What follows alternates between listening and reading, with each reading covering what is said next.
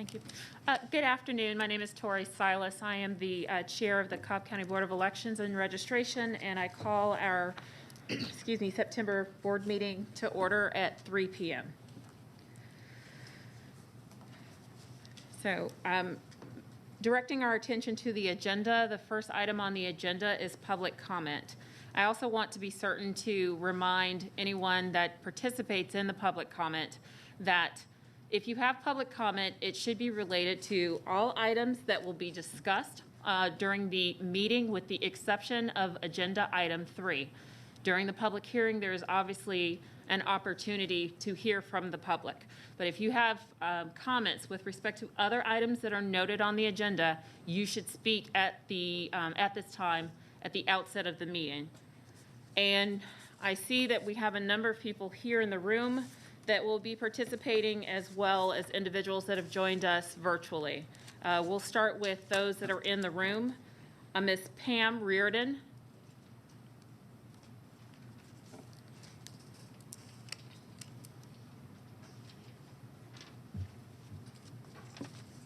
Good afternoon.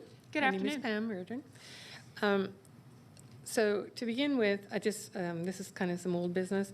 Can we get clarification that the 8,900 ballots that are, or names, voters, have been actually deleted? Remember we were discussing that like in the past? No? You don't know that they have? They were the ones that are part of the state ones, but they were the Cobb County ones, 8,900 ballots, or I keep calling them ballots, I'm sorry. Names and addresses. You were discussing, okay. The next thing is I believe you're going to discuss about the absentee ballots being delivered at the libraries. I don't know, I think that's on the agenda, so I'm going to talk to that. I have a real problem with people walking in and handing a ballot to somebody else. And I think that we really need to have controls and rules set up.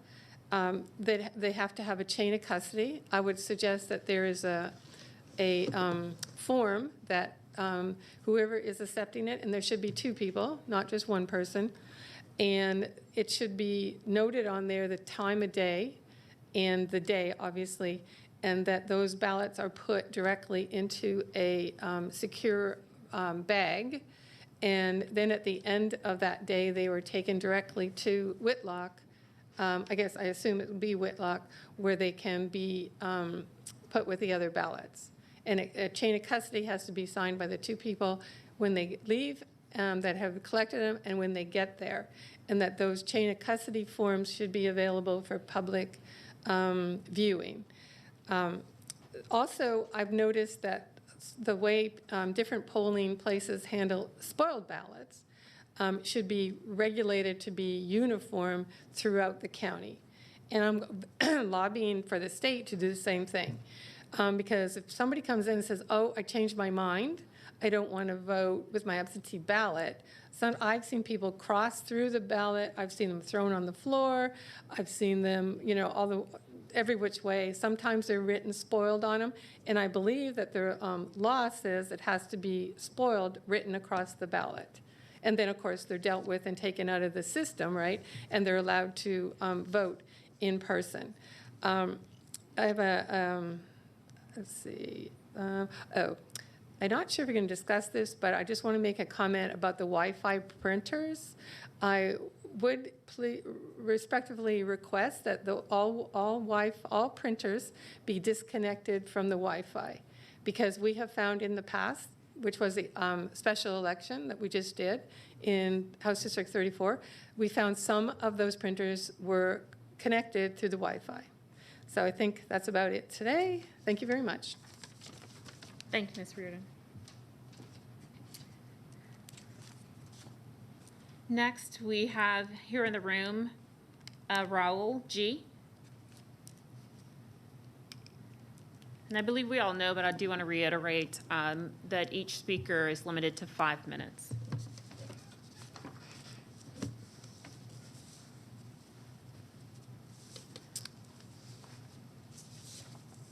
And I apologize, I didn't want to mispronounce your last name, so I just went with the first initial. What's your last name, please? It's Garabadu. Garabadu, just as it's Yes. spelled.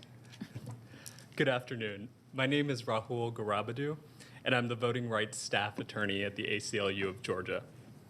I also happen to have grown up right here in Cobb County. Almost exactly 30 years ago, my parents moved to Cobb County, and they've been here ever since. I grew up here. I'm a proud product of the Cobb County school system, and I voted in this county.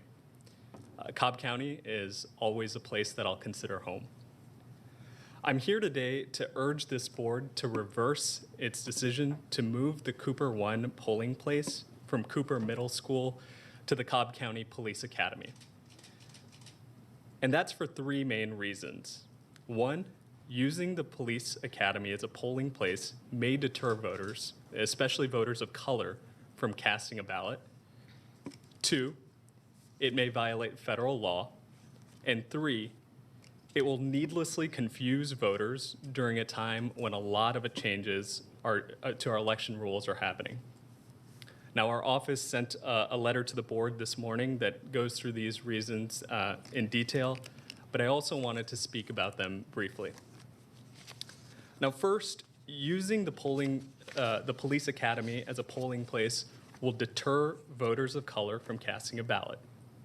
Now, Cooper 1 currently serves a community that's majority black. And as we all know, it wasn't too long ago that black voters were subject to harassment, abuse, and even beatings at the hands of law enforcement simply because they were trying to exercise their fundamental right to vote. And that's not just a far-flung historical occurrence. It's something that's within living memory for many folks in this community. Now, add in the racial reckoning that this country is in the middle of right now when it comes to police interactions with black Americans, and you start to understand why it might be hard as a black voter or a voter of color to go into a police academy to cast a ballot, even if a majority of police officers do their work in an upstanding, non-discriminatory way. Now, second, using the police academy as a polling location may violate federal law. Under Section 11B of the Voting Rights Act of 1965, it is unlawful to intimidate, threaten, or coerce any person from voting or attempting to vote. And it doesn't matter what the intent of the perpetrator is. Federal courts have said that, and so has Congress. A violation can be established without any showing that there was an intent to intimidate a voter. Now, using a police academy as a polling location could intimidate voters, and it might run afoul of Section 11B of the Voting Rights Act. Now, finally, using the police academy as a polling place starting next year might needlessly confuse voters. As you well know, there are a lot of election administrations that are coming through the pipeline in the next year or so. We have Georgia's new election law, SB 202, as well as redistricting changes that are set to go into effect soon. Now, just one of these changes would be enough to deal with, but we have two. And many of these changes that will come with SB 202 and redistricting affect this issue directly. Now, for example, SB 202 has new restrictions that apply to voters who go to a precinct they weren't assigned to, even if it's in the same county that they live in. So having a polling place change effective in 2022, it can have real consequences for many voters who are used to voting at Cooper Middle School. Why make things even more confusing for voters when we're looking at an election cycle that will see so many changes to begin with? For these reasons, we ask that this board reverse its decision to use the Cobb County Police Academy as a polling location. Thank you for your time. Thank you for being here, and thank you for your comments. I believe that concludes public comment for those that are present here in the chambers. Ms. Crisp, we are ready to take a look at who has signed up and if they are present virtually. Is Ms. Campbell, Lisa Campbell, on with us? She is. Okay. Ms. Campbell, Lisa Campbell, can you hear us? Yes, I can. Can Okay. you hear me? Yes, we can hear you, and please note that you have 5 minutes beginning at 3:10. You may go ahead and provide your public comments, please. Thank you. Good afternoon, board members. My name is Lisa Campbell. I'm a resident, a homeowner, a business owner, a taxpayer, and a longtime active voter here in Cobb County, Georgia. I'm here again today to address the importance of protecting and expanding accessible voting options in Cobb County to ensure fair, equitable, and accessible voting for all eligible voters. As we know, there are many election reforms that could improve access to voting and make democratic participation more equitable.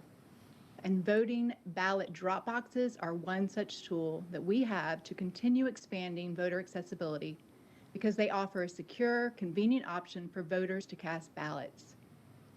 They enable eligible voters who otherwise could not vote in person to do so with safety and convenience.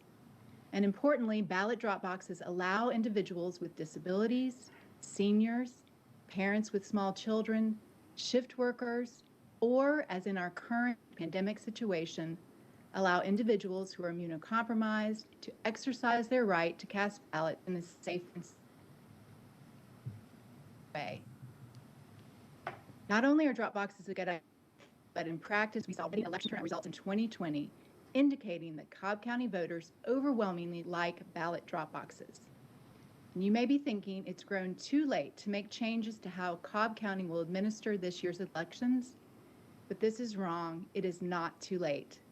Today, I request that Cobb County Election Board members proactively continue to protect our rights by continuing to reject voter suppression and calls for drop boxes to be moved to inside election offices and only available during office hours. These restrictions are discriminatory and a clear reduction in our rights to accessible voting options. They must be rejected.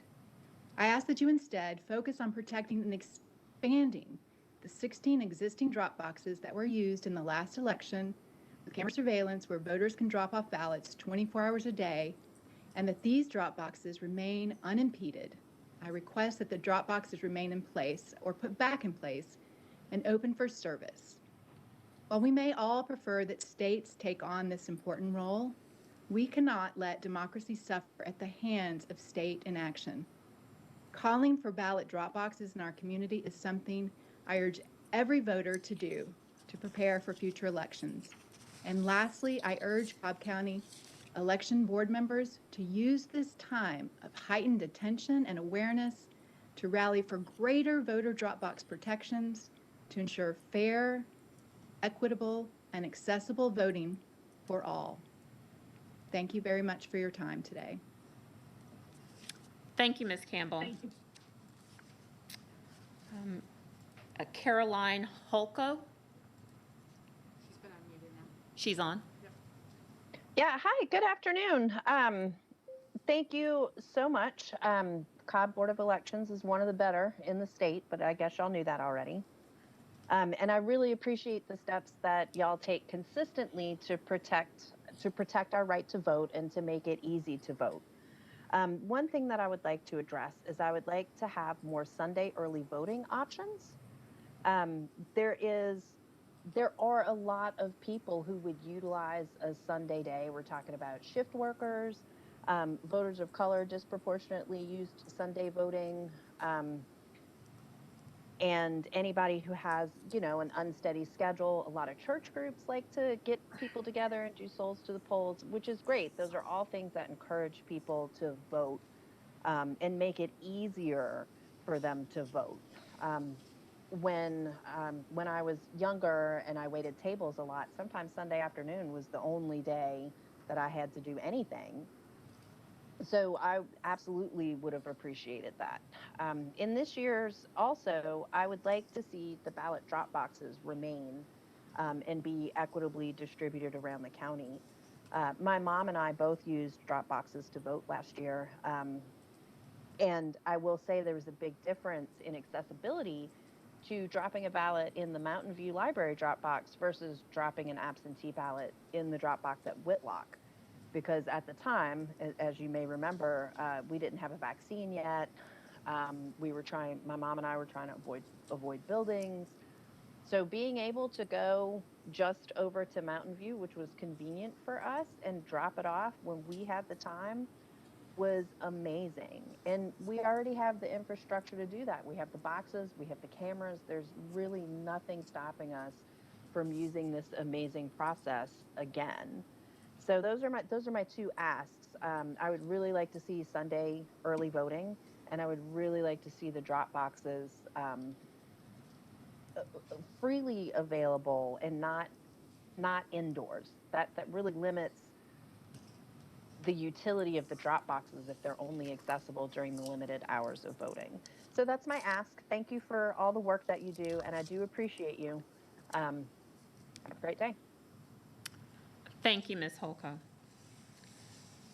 Just a reminder for those that may have joined virtually prior to me kind of providing some opening remarks.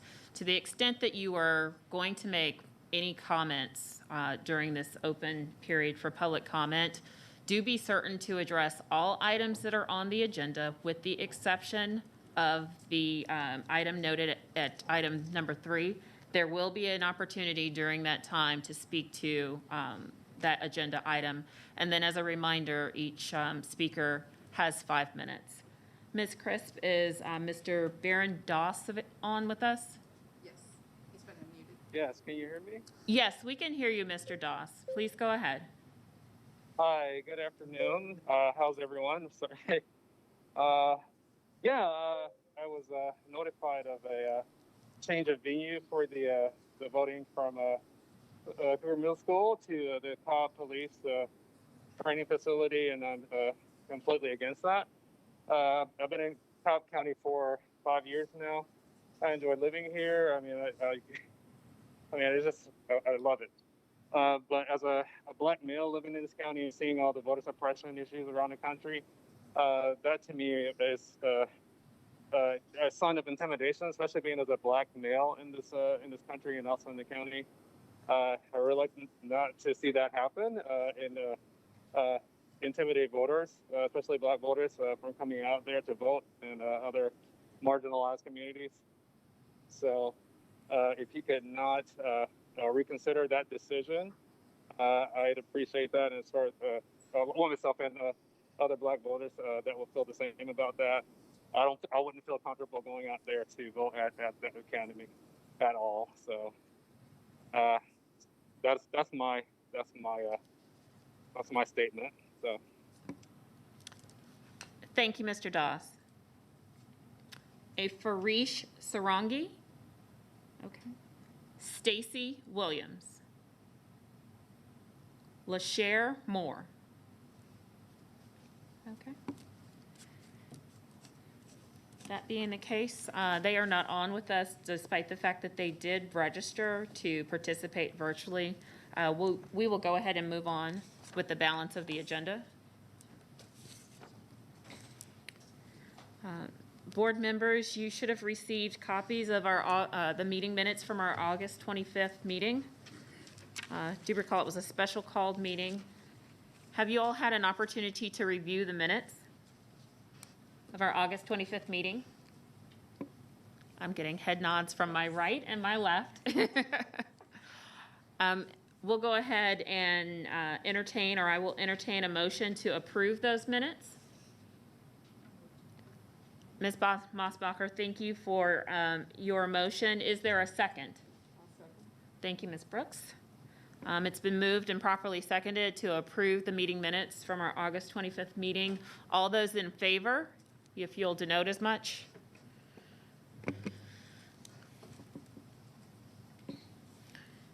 Thank you. The minutes are approved. Moving to item 3 in our agenda. It's a public hearing with respect to the temporary change of location of the polling place referenced as SN3B, Smyrna 3B, from Shiloh Seventh-day Adventist Church to Cumberland Community Church, beginning September 13th, running through November 30th, 2021. Good afternoon, everyone. My name is Brenda Jemison, the Elections Manager for Cobb County. We are requesting approval to temporarily change the location of the polling place for Smyrna 3B, which is currently Shiloh Seventh-day Adventist Church, 810 Church Street in Smyrna, to Cumberland Community Church in Smyrna, effective, if approved today, through November 30th. This location is 0.3 miles from Shiloh Seventh-day Adventist Church. This is a temporary emergency change due to the fact that after one of the summer storms, Shiloh Seventh-day Adventist Church experienced a tree that fell into the church and has damaged the roof. Part of the floor is missing, HVAC issues. So they are currently addressing with their insurance company to try and get all of those things taken care of.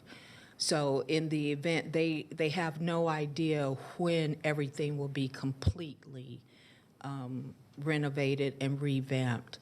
So to make sure that we have a location for the November 2nd election, we'd like to make this change.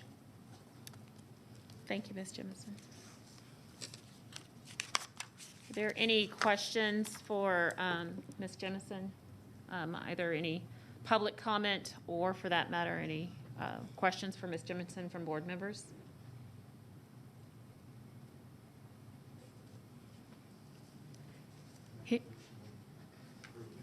Excellent. Thank you, Mr. Gartland. There's a motion on the floor. It's seconded. Thank you. All of those in favor of this temporary change of Smyrna 3B, if you'll denote as much. The temporary change is unanimously approved. Thank you.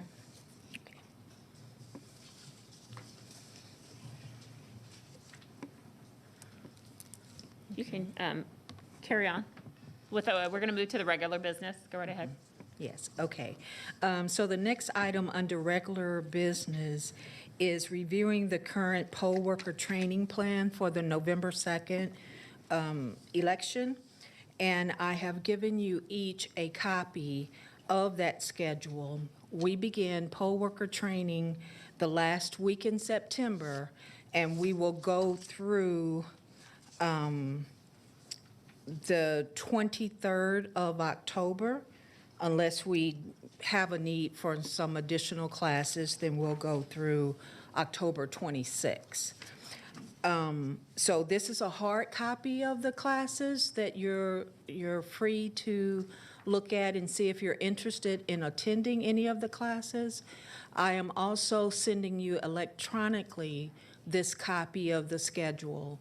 If you so desire to attend a poll worker training class, I have in there the contact email by which you can send to Kara Pringle, and she'll get you set up for whatever date and time that you would like to attend or observe the poll worker training. Okay, thank you. Thank you. Okay.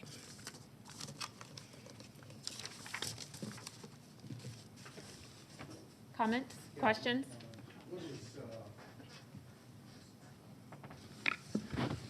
What type of communications are we getting out to get the poll workers and the people to go through this course? Okay, for the poll workers, I have poll workers that are assigned to area supervisor, and each area supervisor goes through the process of hiring the staff for each precinct. So they physically contact the poll workers via email or telephone, and then they get them the schedule. They let them know what type of class they need to attend, being either a manager, a clerk, or a provisional class. How do we feed our program when people drop out or they just can't do it or they move away? How do we draw new people? Okay, that's a continual process from each area supervisor has a list of poll workers that have signed up that are saying they're eligible to work as a poll worker. If any one poll worker drops out, then they go to the next name on their list, or if they need additional names, we have a listing, a database of all people, Cobb County residents who have said that they're interested They have in applied becoming, then. yes. Okay. They have applied to be a poll worker, or they're contacting their other poll workers to see if they have people A friend. interested in working. Okay, thank you. You're welcome. Could I add something to that Sure. real quick? I just wanted to say, they're also using Teachable now for the scheduling for the training. Yes. And so all of the people who were poll workers, because I've been a poll worker, so we got emails from our area supervisors directly and from Narissa, the training manager, confirming that everybody who was eligible or available to work would sign up for training, and now it's all electronic. So it's actually, I think the system's excellent, what they did for this time around, that they put Teachable in place. And it's basically everybody who's on those area supervisors lists got those emails from manager to all the way down to the clerks. So that's how they're scheduling right now, is through Teachable. They are currently in the process of scheduling through the Teachable calendar once they're told what classes they need to attend. Yep, so it's a really nice system. You're welcome. Thank you. Anything further for Ms. Jemison? No? Thank you very much.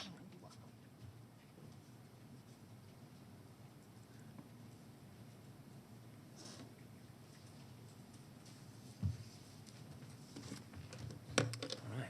Hello, Chairwoman and Board. Good afternoon. I want to address you folks on a couple of points here during my time. First, the administrative staff and 3 of our supervisors attended the Georgia Association of Voter Registration and Elections Officials Conference. I hope I got that right. I was going to use the acronym, but thought you might be served better by the whole name. So earlier in the year, it allows us to attend seminars and classes, network, helps us to maintain our certification in the state of Georgia. So we learned an awful lot. If any of you have specific questions about what we learned or that sort of thing, send us an email. We'd be glad to cover some of that with you. But it was a lot of information, so I'm not going to dive into that here. But there's one very important thing that happened at this conference that I do want to mention in detail. So at our banquet that we have, the counties are giving out awards, and one of the most prestigious award that they award there is the Hicks Award. So it's given to someone who demonstrates excellence in elections administration. I look at it as a lifetime achievement award. I mean, the people who have won this are the top of the top, and we have one right here in the room with Janine Eveler, who won the award at our conference this year. So I just want to congratulate her on that. So yeah, it was a real surprise to all of us. They didn't let on to anybody from Cobb what was going on. Not a surprise in our sense that Brenda and I joked at the table. We hadn't heard anything about this. If they're going to give this to somebody else, we needed to know about it. But no, it was. I think Janine was surprised. We were all very happy, and in our opinion, nobody deserved it more. So I just wanted to take time to recognize her for that. So. And then also, I wanted to just brief you all on what's been going on with absentee in person and the absentee by mail preparations and in the absentee group. We have been able to onboard some clerks that will be used for staffing the advanced voting sites. I mentioned in the last meeting that we were working towards that. It was slower going than we had hoped, but it is starting to pick up where we're seeing some interest and able to bring some people in to learn the advanced in-person roles. So, with that, it's going well. We're still on track to be able to staff and handle the locations that we've mentioned and approved, no problem. And then the absentee by mail, I think many of you probably have gotten an email that we've gotten in about 1,500 applications, give or take, total, and I think 280, somewhere around that number for the municipalities, so the rest are the unincorporated Cobb voters. And then we had mentioned a flyer similar to that one we have for Advance in Person for the absentee by mail, and I brought a draft for you to look at today, and I placed it on each one of your desks there. It looks like a lot of information, and it is. It's a lot of words. It's also the tip of the iceberg of really the information that could go on that flyer. So what I ask of you all is to take a look at it, read over it when you have a chance, and think about, you know, does this look good? Is this the type of information that we want to see posted on the bulletin boards around the county? Or did you have something different in mind? And just give me that feedback. I mentioned that, you know, it's the tip of the iceberg. It's a whole page of words, and I feel like there could be 4 more pages added to it. I think maybe the key there would be to have people with specific questions not addressed in the flyer to contact us via the email or go onto the website. And we are actively working to make the website more user-friendly, to put as much information as we can out there, that information that the people want to see, so that it's more readily available, you know, kind of in your face once you log onto the site. But again, take a look at that flyer. If you have any feedback, please feel free to give that to me. You can send it via email. My staff and I will take a look at it, and we'll continue to work on it until we have, you know, a good product that we're ready to push. And again, it's brand new, so we'll know more about it and kind of what the board is looking for going into the next election, and be more readily able to produce that in a more timely fashion than now. But certainly, any kind of feedback you have, we can make those changes kind of immediately, especially on the website, and then before we post that flyer. Okay, excellent. And thank you for providing us with this advanced copy. We'll take a look at it. Does anyone have any comments or questions for Bo? Sure. Can you tell me who answers that absentee@cobbcounty.org email address? It's a member of the absentee staff. And So- what's the, like, is there a sort of a turnaround time? Is everything filtering into that? Like, what all it filters into there? It should be, so there are multiple email addresses that come to the office, and there's always going to be a learning curve as Sure.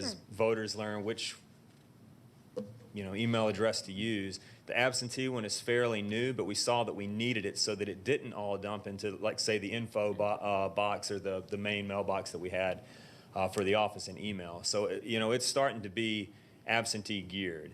Okay. 'Cause I'm is not that sure of the turnaround time. Sorry, go ahead. Right, is that, so if I have my ballot request, absentee by mail ballot request form, that's the same email address though, right? It is. So what's the, like, I guess my concern in, just sort of wondering, is what the management of that is and how much volume we're getting.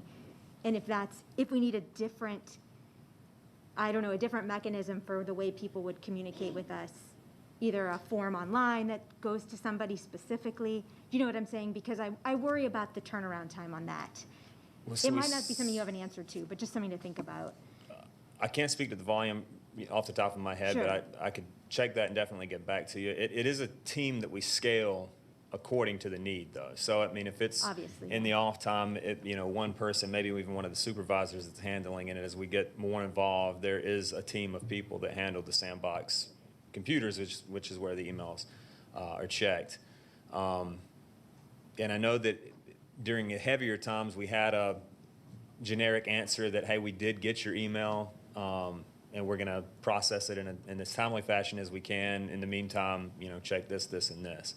But I'll check on the response time for you so that you I just want to make sure that if we're going to start to put that on the flyer, that we have sort of a geared, you know, sort of, we know that that's getting answered, because I know just from previous experience that there are people who say, okay, well, I emailed and I didn't hear back.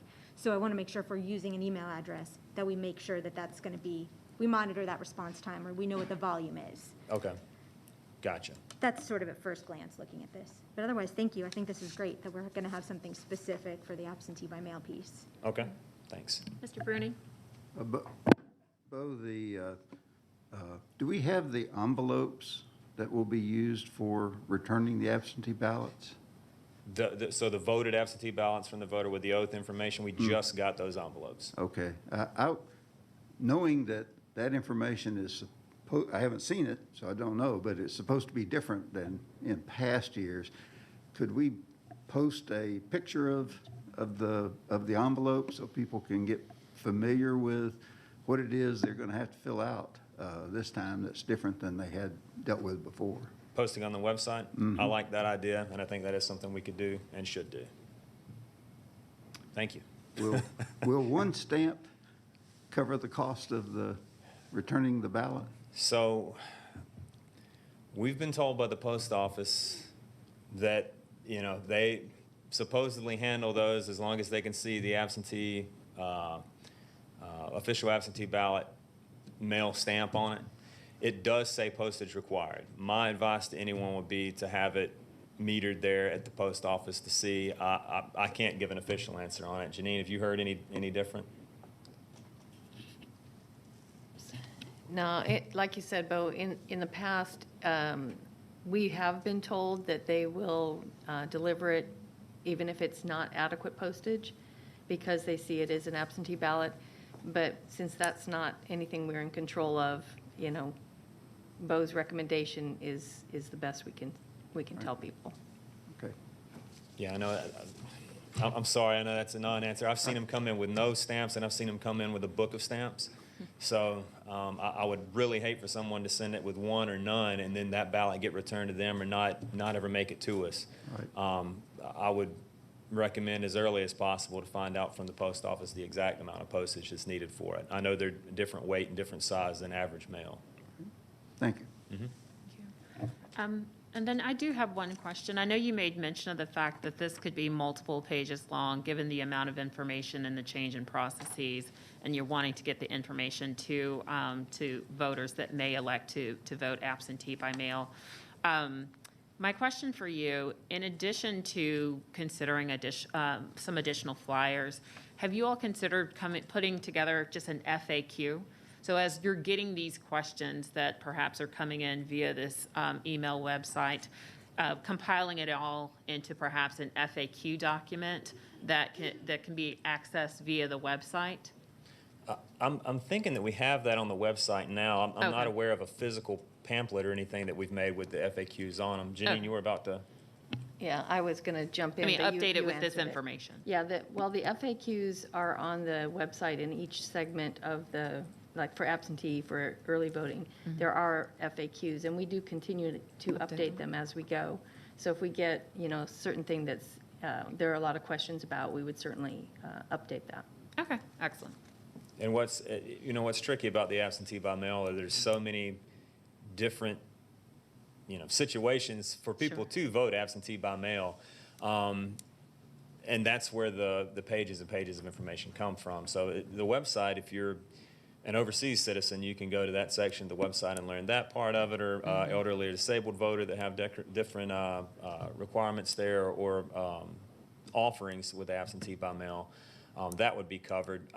I tried to just put the basics on there so that it didn't muddy the waters too much for any particular type of voter. Okay, excellent. Thank you. If there's nothing further, yes, Jessica? I would like to say that we have been generating a lot of good ideas here, and I'm excited about that. I'm also excited that we have a new offering concerning the pilot program, where we will be using the clerks the registrars, as at least one other major metro county has done. So I hope that the word will get out. I appreciate also the fact that we have, I think, very high-quality videos that have been produced in support of what we're doing, and I just look forward to our continuing to strengthen our communication plan Yes, to ma'am. get the word out to our voters. All right, thank you. Thank you. If there's nothing further, thank you, Mr. Gunn. We appreciate your Thanks and a your lot. team's Thank you, work. Board. I have one more question. Oh, of course. Okay, I hadn't thought about it. I have a question about the report that we've been getting on absentee ballot applications. And there are two columns, one that says ENET accepted and ENET rejected. Okay. Was that concerning applications? Could you explain the difference there? Has that report been that- coming out from your desk, Janine, or? I've been forwarding some of what Jenny has been sending. I don't know about the columns. Okay, I think- I think one of the reports that she sent had some columns. Yeah, I'll ask about that offline. Okay, okay. I don't know that it's significant, I'm just curious. Okay, and if you could send me a copy of it, or Janine and myself, we'll find the answer for you. You know, in general, I know what those two columns mean, but I'm sure there's more to it than just the accepted and rejected numbers. So I want to be able to explain those numbers to you. Okay, thank you. If there's nothing further, again, thank you, Mr. Thank Gunn, you. as well as to your team for the excellent work you're doing. Thank you.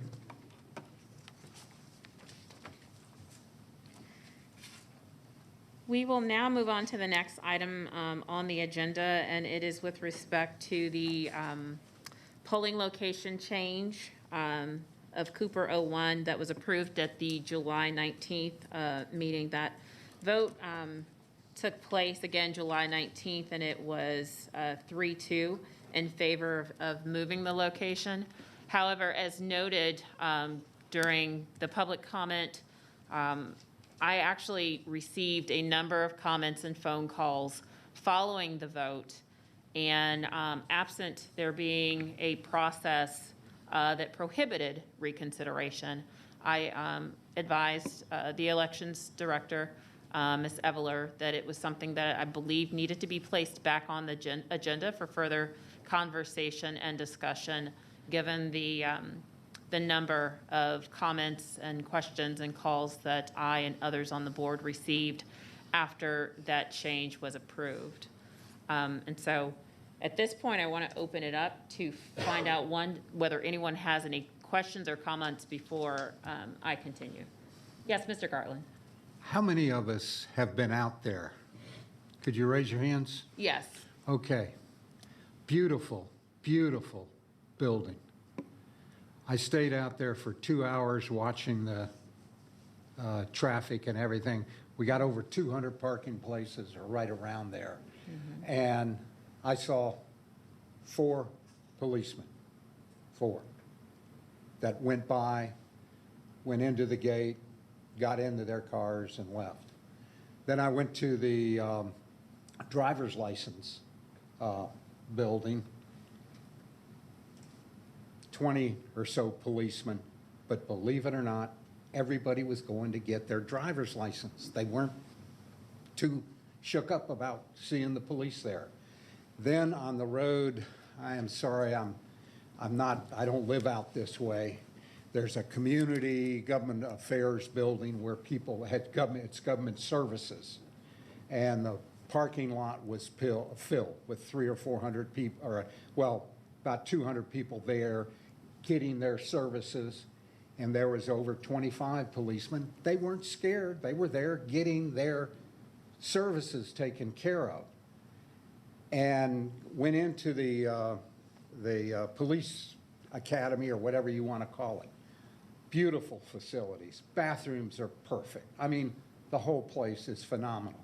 The lady says that a number of the legislators use it for meetings. Monique Sheffield, I don't know if you know her, she has her town hall meetings there. I don't think people are scared to come in there. And I talked to one lady who was just walking through, African American, and I said, "Are you nervous about being in here with all the police?" And she says, "Honey, have you done something wrong?" I said, "No, ma'am, no, I just wondered, if this affects you, And I mean, that was just one person. But I noticed the people that getting their driver's license, they weren't worried about all the police. The people that getting the government services, and there were a number, I didn't count them all, the police that were there. No one was nervous about that. And so I really think that this is something that we don't need to be concerned about. We got a facility. The schools are subject to lockdowns at time, and we almost had that in a couple elections where there was almost a lockdown. And guess what? The voters that were there would have been locked in. The voters that were trying to get in would not. I think this is a great facility. I wish we had 11 more in the county. These are great government services that the government has provided for us, and I think we ought to utilize it. And so I think that's my comment, but I'm sorry, I just wanted to express my thoughts on it. Yeah, absolutely, no apology necessary. That's what this is for. So anyone else has further comment with regard to this item? Yes, Ms. Brooks? Thank you. I just want to take us back to our vote, our original vote.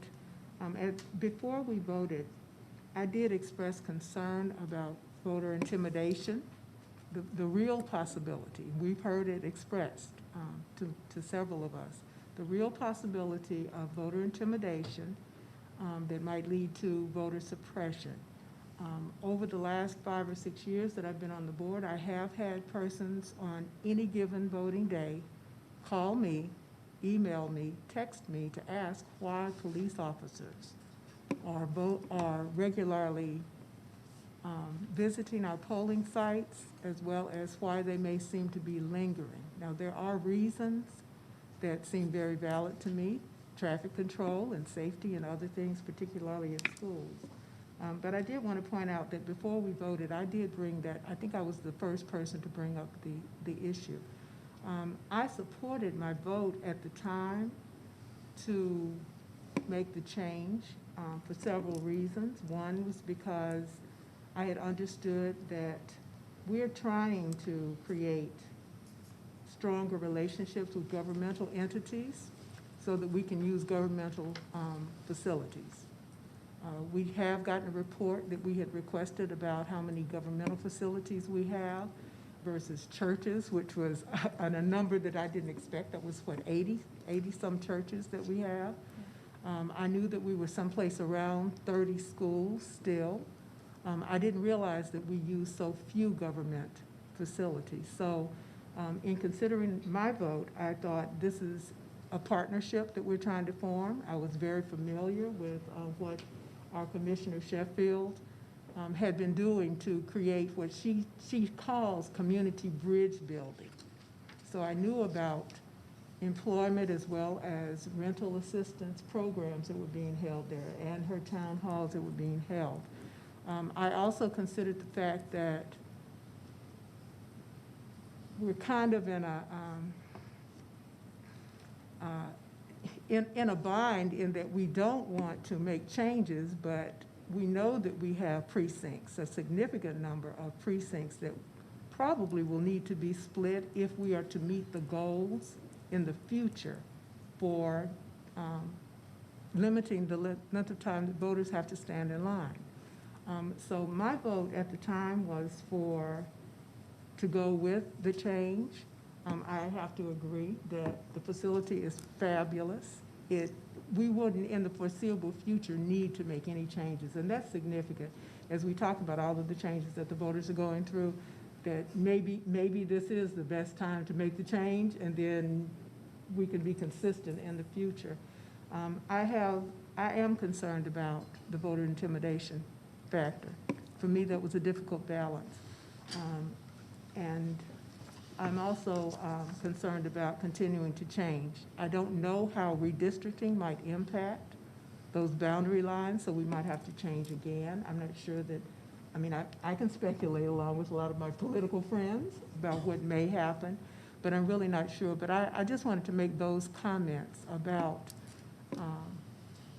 reconsidering this, that, as I said about a vote that we had at our previous meeting, for me, this is a difficult decision. Certainly. No, thank you, Ms. Brooks. Mr. Garland, yes? Well, and especially since Bo just finished this, I really believe that, and I understand, I guess people are intimidated. But yet, I saw them at the driver's license. Nobody was intimidated. They were getting their driver's license. I saw the people at the government services, same thing. But Bo just finished the Cobb County absentee voting by mail. I mean, that's one of my, I know I've been harping on this, but, the drop boxes are at the end of your driveway.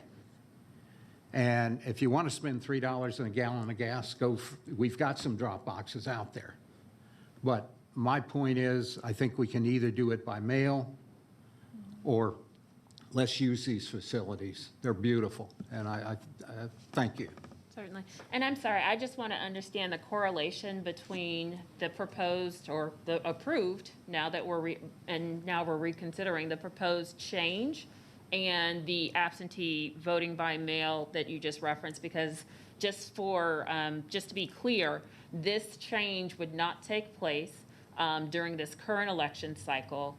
And this is not with regard to, the change is not with regard to an early voting location. This would be a change to a permanent voting location, a permanent, I gotta take this down, a permanent polling precinct. So I personally just want to understand, and perhaps others do, the correlation between the change to Cooper 01 and the reference to what Mr. Gunn provided us with regard to information around early absentee voting locations. I'm sorry, maybe I was just trying to equate that, Okay. hey, if you have a problem going there, Right. just mail it in. Okay. Well, and that's the other point that I wanted to make, but again, I will reserve my comments until my colleagues have made comments or asked questions to the extent that they have any further. I wanted to make a couple of other comments. One is that I had visited the facility myself in the past, some years ago, and it did not stand out to me at the time as a problem, but it wasn't for voting purposes. I have a couple of concerns now that I didn't have before, that I didn't consider when we did this. One is the prominence of the signage that says Police Training Academy. I had to revisit it to see the impact on me, actually emotionally, on that. And I did have a problem with that. I also had an opportunity to talk to our commissioner, and I'm not sure that our intent was understood by her originally. I think that she was under the impression, I shouldn't be trying to speak for her, but I think she was under the impression that we were talking about an advanced voting location. Correct. As opposed to a permanent polling location on election day change. So that miscommunication became kind of important in my mind as well. That it was just not her understanding at the time, based on whatever, I don't know. Certainly.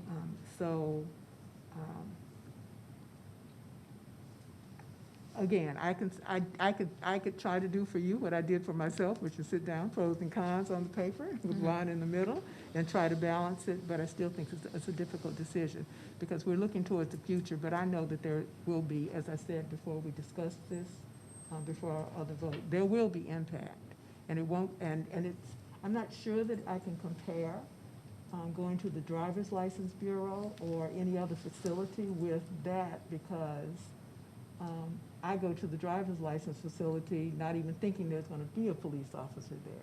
But I certainly go to this facility believing that there will be multiple police officers, and I have heard the concerns of When they stop you voters. for a ticket, you'll know who they are. Now, I'm just, Well, Are there any other comments or from either of my other two colleagues? Yes, Mr. Bruno? Madam Chair, I voted to approve the change from Cooper Middle School to the Police Academy. At the time, I had understood that our commissioners were in favor of this as a voting location, and since have understood that they were thinking of the advanced voting facility. I strongly like the facility as an advanced voting facility. I think it would be a bang-up location, very easy to access, lots of parking. It'd be perfect to cover those 3 weeks of advanced voting. On the other hand, I recognize what we have been told, that some individuals may feel intimidated by the placing of the precinct voting location in the police academy. And the difference is that when the time comes to vote in their precinct, in-person not advanced voting, they have to go there. They have no choice. The law requires them to vote in that precinct. It does not allow them to vote anyplace else. And now, that's right. So given that circumstance, it's different than an advanced voting place, because an advanced voting place, you can use a mail ballot, you can go to any advanced voting place in the county, and so if somebody had a feeling of intimidation, that's a personal matter that is not something we should judge. If we hear people that have said they would feel intimidation, I believe them. I have no reason to question their statement or their honesty, and I don't think we should approve any location as a precinct voting place that might result in somebody not voting. Our job is to make voting easy and comfortable, and I think we ought to do everything we can to do that. I would strongly encourage Bo in looking at future advanced voting locations. This is a perfect location. It's excellent, and I would strongly endorse it. But given the comments that we've gotten, I believe we should reconsider our previous approval. I will certainly reconsider my vote, and that we should leave the polling place at the Cooper Lake Middle School for the time being. Thank you, Mr. Byrne. Do you have anything? Yeah, Please, go ahead. I just had a couple things to add. I have two other points regarding this move. I think we've definitely talked the voter intimidation piece, but also if we look at Section 18 of SB 202, which we're all just starting to learn and kind of get familiar with, there are several provisions in here, Section A and B, that could provide or could mean that this poll, which is 5,300 voters, has to be split. And since we haven't gone through a major election yet under SB 202, I do have a good bit of concerns that we would be moving these voters 3.2 miles, 5,300 of them, and then looking into November of 2022, be in a situation where now we have to split those voters and find separate polls due to the requirements in Section 18. So if anybody wants to read that, I did bring it and it's highlighted here, but I did just want to mention that that's something to consider as we move into having to comply with SB 202. And then the second piece is redistricting, which also could, I don't know exactly how that process works. I think some of you have been through it before, but I think that could also put these 5,300 voters at this particular poll in a position where we have to split or move or do something with the boundaries. So if we don't have an urgency to move this at this time, to me, it doesn't make a lot of sense for those two reasons as well. Thank you, Ms. Mossberger. So in full transparency, I was among the two board members that did not vote in favor of making this change. I did not visit the location until after the number of comments and questions and calls that I received, after I received them. And notwithstanding, and I don't refute, I cannot disagree with what I've heard here from my colleagues with regard to the suitability of the facility from an access standpoint, from the perspective of the number of parking locations, the size of it, the fact that it very well can accommodate a number of voters. However, I was not in favor, and I continue to not be in favor of this particular permanent precinct change. And it's for the reasons that my colleagues have shared. It's the potential for subsequent changes later in the, well, actually next year, And so because, one, this is not something that needed, in my opinion, to be taken up at this time. Obviously, I know that Ms. Evler and her team have a number of things they need to do in advance of elections taking place with regard to preparation. And so, again, I found it incumbent upon myself as the chair and really just adhering to the mission of this board. What we are tasked with doing. We're tasked with, making certain that elections are free, impartial, accurate. And I did not believe that any facility that that there will be a police presence provided for that. And so that is the reason why I requested that this item be placed on the agenda and that we consider potential reconsideration. So at this point, Mr. Litchfield. Yes, Janine. Thank you. If I could just have a few minutes. Absolutely. Thank you. So we did go forward with this proposal as an advanced voting location to begin with. As you mentioned, Commissioner Sheffield did suggest it as an advanced voting location, but the facility was not able to give us that much time in their room because, as others have mentioned, it's very popular for community events. It's rented out or reserved by government meeting rooms, meeting groups, and so they were not in favor of having it be an advanced voting location, and that's why we pursued it as an election day polling location for the Cooper 01 poll, which is where it's located. The fact of there being police present, as Mr. Gartland said, it's not a common occurrence for any officer to go through the front door. They go through back entrances to the gated parking area where they enter and leave through that location. So it would not be common for there to be police in the area of the poll. The presence of law enforcement at polling locations is not uncommon. In fact, the sheriff's office, collaborates with us to provide security for the polls on election day and during advanced voting. And Cooper Middle School was one that specifically requested an officer, a deputy rather, to be at that location all day long. So that's always been the case up until 2018 when the Sheriff's Department didn't have the staffing, and we went to roving deputies where they had a group of polls that they visited. But the schools actually want us to have a deputy at their locations. And if we had staff, we would be doing that. So it's not, it would happen anyway.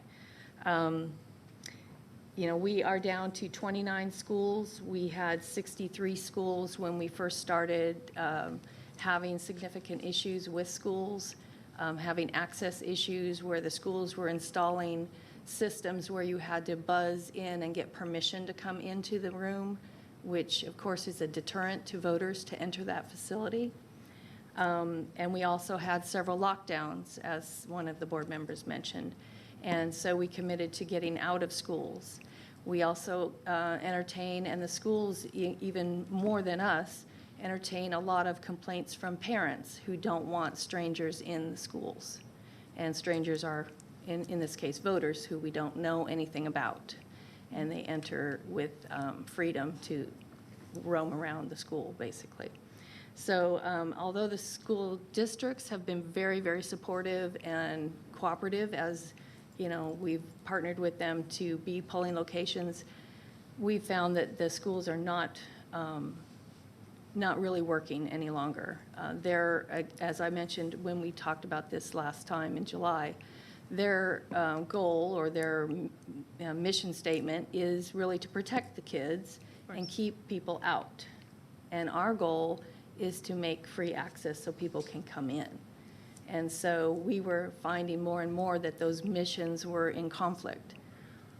So again, our mission or our goal has been to start moving out of schools, which is why we now have so many churches, because that's an alternative that is not used on Tuesdays in general. So there are people who complain to us about using churches. There are people that are uncomfortable going into church. Again, there are parents that are uncomfortable about voters in schools. You're going to get in every facility some group that isn't comfortable there. And that's why there are 3 different types of ways that people can vote. They can go to any early voting location, they can vote by mail, and they can vote on Election Day. This would only be forced upon the Cooper 01 voters who wait until the very last day to vote. Election Day is not one day anymore. We have a 7 a.m. to 7 p.m. election offering every day of the early voting locations, at early voting locations, and we will continue that kind of access. So I would ask that you consider all of those other issues that make this a better option than what would be a perhaps more security issue at a school than it is a security issue or a comfort issue at the police academy, which is a adult training facility. It is not a police precinct. Right, no, and definitely understand. Well, first, thank you, Ms. Eveler, for your comments, and I definitely understand, and as Ms. Brooks made mention of, this is not an easy decision, nor was it for me an easy decision to really kind of step outside the box and bring this back to the agenda. I don't believe that this has previously taken place whereby we as a board have made a decision and then subsequently come back and suggested that we need to reconsider it. Having not served on the previous boards, I don't know that there has been this level of public outcry. I can, again, suggest that the number of calls and emails that I received is what prompted me to kind of take perhaps what others may believe to be this extraordinary step. And in light of the fact that we've taken this extraordinary step, we've had comment from every member of this board, as well as from our Director of Elections and Registrations, Ms. Eveler. Mr. Litchfield, I wanted to impose upon you to be certain to share with, as you have with me, the balance of the board, the process that we would need to undertake if we were to reconsider this vote and the vote were to change such that we would not look to the police academy to be the permanent precinct location. You'd have to treat this as a change in polling place. Okay. So you'd have to have a public hearing, I'm sorry. You'd have to have a public hearing at the next meeting. So you could do a motion requesting that the poll be changed to be put on next agenda and for Janine to conduct that public hearing and give notices. Okay, excellent. Thank you. I appreciate that. We've had a number of comments from myself and my colleagues. We heard from the community as well as interested organizations about their positions and how they feel about this. So at this time, I want to entertain any motion that anyone has with regard to the reconsideration of the vote that this board took during our July 19th meeting. Yes, Ms. Mossbacher. I'd like to move to reconsider moving Cooper 01 and have it be reconstituted for a public hearing at our next meeting. Okay, thank you. Is there a second? Ms. Brooks. It's been moved and properly seconded that we formally reconsider the Cooper 01, I'm sorry, the Police Academy as the polling location for the Cooper 01 precinct area. All those in favor, please register your votes. Okay. So the vote is 4-1 in favor of the reconsideration such that it will be placed on the agenda for our next meeting. Yes, Ms. Eveler. So what are we noticing to the public? That we are changing? It would be from the my understanding is it would be the same type of notice we provided for our consideration of this temporary change, such that at our October 11th meeting, a public hearing would be held for the moving of the precinct, from the polling precinct from the academy back to Cooper 01, Okay.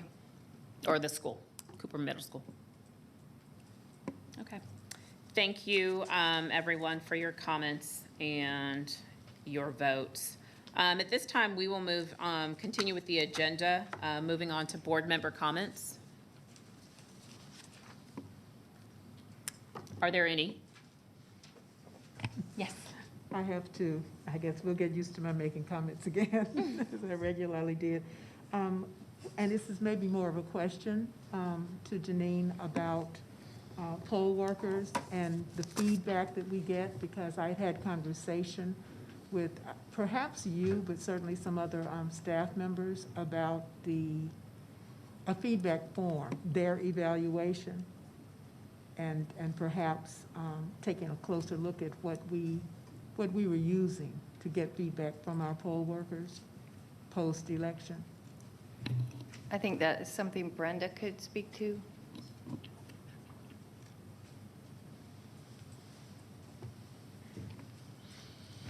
Okay, yes, there was a discussion with Tammy Thorpe, who is now our poll worker recruiter, and she is in the process of putting together a poll worker survey to get that feedback from poll workers. So before we get something out to them, what we're doing now in the process of poll worker scheduling for classes, we had to get permission to be able to send them newsletters, surveys, that type of thing. So we're getting their permission at the current time. We'll put together a survey to be approved to then give to the poll workers so they can provide us feedback Okay. regarding the training, elections, working, and all of that. Okay, thank you. You're welcome.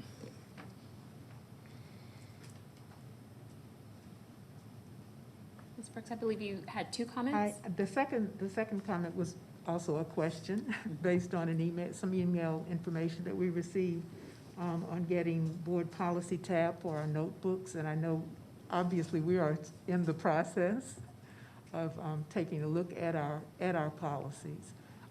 But I just wanted to know if there had been any additional thoughts about that. I think we did provide the materials for that tab. We just didn't provide a tab page. Okay, oh, She was not in that was meeting. virtual. Okay. That's why I have the question. Okay. I was virtual last time, so I'll speak with you. Yeah, Krista will have that for you. Okay, thank you. Are there any additional comments from board members at this time? Yes. I have one question. This might be for Bo. I got an email that was looking, it might be both of you, that was looking for, the early vote workers.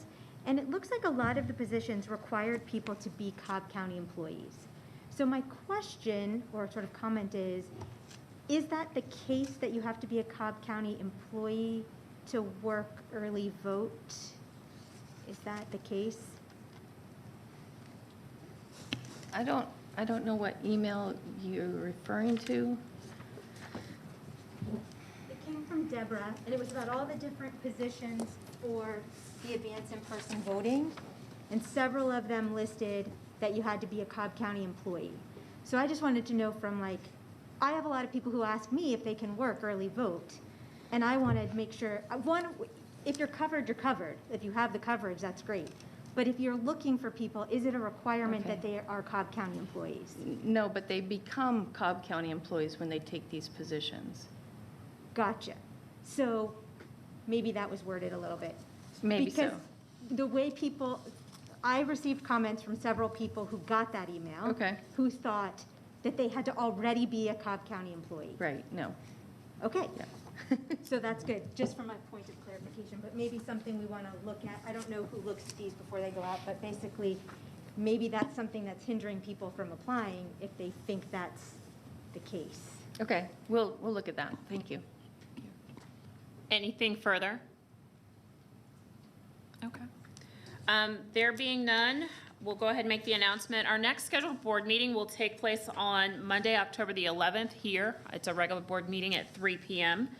And at this point, Mr. Litchfield, I believe we will be going into executive session, correct? Yep. So we thank those of you that have joined us virtually, as well as those of you that are here in the chambers with us. And at this time, I will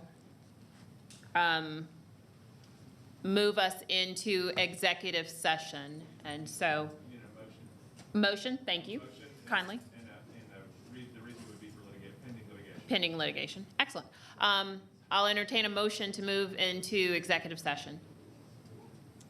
Thank you, Mr. Gartland. Is there a second? Thank you, Mr. Bruning.